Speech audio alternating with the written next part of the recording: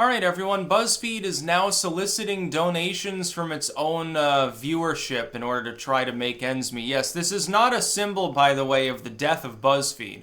It's not a symbol that they have significant fiscal problems, like, Salon when they had to downgrade. When they had to cut several staff and move to a smaller office because they couldn't make their rent payments. That was last year. Or what about the Blaze, which just jettisoned half of its staff and failed to even be bought by Shapiro's people, who have, by the way, enormous fucking wallets and easily could have afforded the asked sum to bring the Blaze out of bankruptcy. These missing link media groups of that size, roughly, these are smaller companies typically. Their viewership has been in decline. Their income certainly in decline. The reason is they're more vulnerable. Initially, they were strong. Initially, the concept of a semi-autonomous business model, smaller upstart tech only, was more efficient. It was more efficient instead of having, the $1 billion a year, feeding everything out through cable and radio and stuff, apparatus that you had to fund and 7-figure pundits. You could get 6-figure staffers into a smaller office and do everything online using social media, and a lot of the cost was taken off. It's more efficient. The problem is having that smaller, more streamlined apparatus with only a limited number of companies using it. Even combined, their viewership isn't that much bigger than any single major old-style legacy media firm. Therefore, missing link media is suffering more than legacy media, but it was really suffering the problem with the model employed by a Vox or a Salon or a Buzzfeed or even like a Breitbart or a Blaze. The problem is that the redeeming facets of not being owned by a major multinational and having that online efficiency are dwarfed by the considerably better efficiency of the new wave of the media that's supplanting them. They're essentially being squeezed from both sides. The legacy media has far more money and larger audiences. They're far less efficient, but they're juggernauts. The other side is a massive apparatus of tens of thousands of individuals like myself with webcams. The problem is that our overhead is fundamentally zero. I don't have to even have a personal website. I don't have to have a magazine or billets or anything like that, and I can pull in an audience that's probably, at this point, is it competitive with a site like BuzzFeed? Yeah, maybe. I'm sure there are people, I think Mark Dice was talking a week ago about how he's competitive with all of CNN, essentially, as far as the number of people that watch the material. This is the case with entertainment, too. Indie-style films and stuff, maybe back in the 90s or 2000s, were in vogue.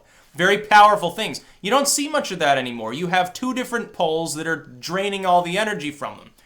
Hollywood blockbuster-style movies, very inefficient. They cost tens of millions to make, but they can rake in the dough. They're very polished, very, A-listers and stuff. Then you have fully independent filmmaking by people that, again, their total overhead could be $100. I got this old camcorder. Bye, Mom. I'll see you after the weekend. I'm going to go make Blair Witch 3. That's essentially what happens. And it works. So the alt media, the true alt media, online YouTubers and bloggers, people with, they've got a fucking Instagram page and an iPhone or something. That is draining away all of the attention that was on the old alt media, which is now the missing link media that was established, like Young Turks style. Now, they got bought up, I think, by Time Warner or something. They're not alternative media anymore. But certainly, some of these groups, they are independent of any multinational firms, but their efficiency is still lower than if you just hook up a webcam. They expect more money. They still expect that 6-figure income. Hell, people on YouTube make 5 figures, doing pretty well. For the millennial generation, making any money at all is still a good thing, I guess. Also, we're more youthful and vigorous and have more energy and are more honest and more interactive with our fans. Generally helps. So groups like Buzzfeed have taken to various unorthodox practices to try to make ends meet. And you see this with groups in the legacy media, too. They're branching out. They're mostly online. Like, the New York Times is more a website now than it is a newspaper, arguably. But they got, like, a paywall. You can read a certain number of articles each month, and then you have to, like, subscribe to their newsletter and sign up and, like, pay a fee. And I think Bloomberg's moved towards a fee-based system for all of their works, for the most part. Salon, I will give BuzzFeed one bit of credit here. One bit of credit.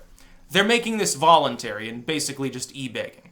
That's a lot better than what Salon did, you know, right before they had to downsize because I don't think it worked, which is Salon was saying, okay, you can either sign up for our site and disable your ad blocker and thus we're getting ad revenue from you, you maybe click through, or you can mine crypto in the background. But you have to do one or the other. Either click the ad or mine the crypto. Those are your choices. They made it involuntary. You couldn't access the site without doing so.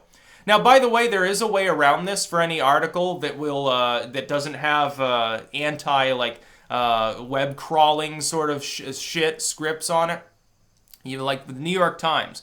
If you try to put it through the Wayback Machine and archive it, you can archive it, but you still won't be able to read it. But you can archive the archive on archive.is, double archive it, and it will be readable. You can actually, it's a trick that you can use for a lot of these sites. Try it out on different sites that try to block you from reading them. They have like a paywall or something. Try that. I think it also works on ABC, which has like various bullshit on it. I think it works on NBC. I think it works on Salon.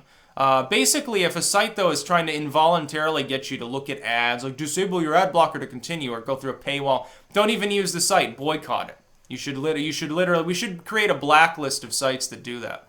And then a whitelist of sites that don't have, like, maybe, like, including Buzzfeed. In all honesty, like, you know, most of their reporting is dumb. They defamed me once. They defamed InfoWars, among others. But at least they're making it voluntary. But it's just so funny. It's like, hey, we're a multi-million-dollar company with dozens of staff and corporate office and everything. Please, we need your money. It's like, well, have you tried getting rid of your office entirely, getting rid of all of that stuff, have a slimmed down personal website and focus on like making YouTube videos? Could work. Ironically enough, it probably would. Encourage your pundits, your staff members to build up their individual presences and just communistically pool everything together. You could probably make it work, and it'd probably work better than this. How much are they going to make on these donations? I remember when Snopes was like, oh, we need to keep the lights on. You know, our 10 cats need more tuna. Please raise money for us. And I think they raised like $100,000 or something to keep operating. And it was actually quite funny. It's also funny because shouldn't BuzzFeed technically have its payment processors strip it of the service of taking donations? I mean, they run defamatory articles. They talk about things that could be considered, like, you know, encouraging terrorism, like Antifa and stuff. Shouldn't their payment processors know about this? Because, you know, that happens to everyone in the alt media. Well, you said something offensive 10 years ago. MasterCard declines to continue working with you on your website. And it's happened several times. I think Horowitz was re-platformed. Jihad Watch is still not. And then some others, like people get kicked off PayPal or Patreon. It's less common on those platforms. They typically avoid that because that's where they make money too. Yeah, if someone's raising 10 grand on your platform and you're taking your cut of that and you kick them off, you no longer get your cut. It's fairly self-explanatory. But BuzzFeed, it'll be interesting. It'd be funny. I'll donate, like, they should have a thing where you can put comments on there if you donate, and they're on a rotating schedule. Donate $6.66 and I could get free publicity. Like, it'd be like buying an ad. Why don't these sites just take out additional ad space where people can pay them directly to put up a banner or something, like 4chan does?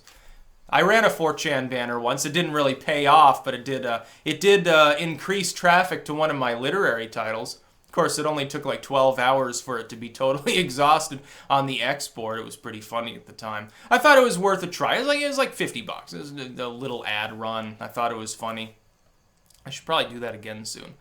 Yeah, that'd be funny. Put a picture of Jared Holt on there.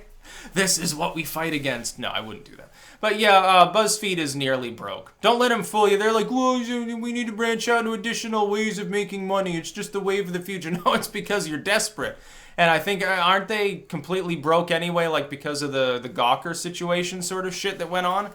Aren't they a Gawker asset? I thought that they were. I think Jezebel was. I don't know, it's hard because sometimes you do have a larger parent firm controlling these sites and they're simply autonomously functioning. But it's autonomy in name only. They all have the same basic political ideology.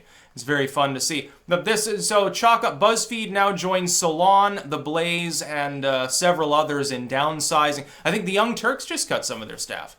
I think I saw a report on that. I don't know exactly why. I think they're probably firing people just because of their political ideologies.